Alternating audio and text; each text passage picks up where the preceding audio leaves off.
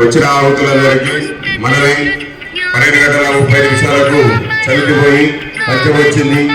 ఇది సరస్వతి అమ్మవారికి విశేషమైనటువంటి తిథి. ఈ తిథి వసంత పంచమి అని వాడుకగా పిలుస్తారు.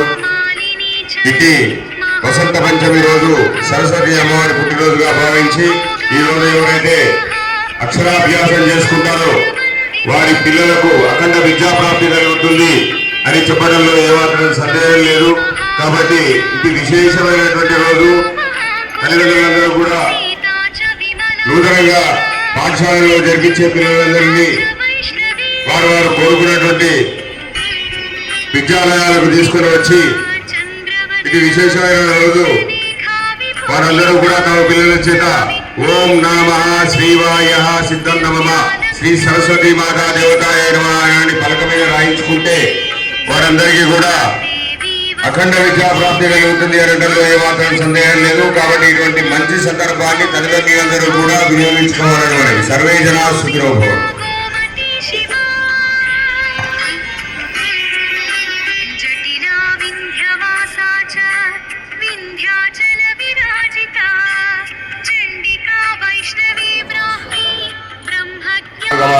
शुक्लपक्षे चवितश्चोपरी वसंत पंचमी विशेषतः वासनसुवासनः भानुवासने शुभवासने शुभनक्षत्रे शुभयोगे शुभकरणे विशेष विशिष्टायां